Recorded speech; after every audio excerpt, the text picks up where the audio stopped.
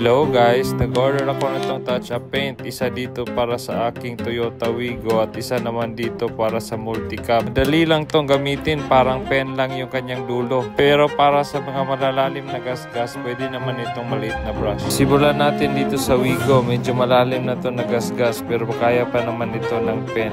Make sure lang na malinis at walang wax yung sasakyan bago nyo to gamitin. Dito naman sa multicab, medyo malalim na talaga kaya yung maliit na brush na yung gamit ko. Meron ding similar na gasgas dito sa bubong ng Wigo.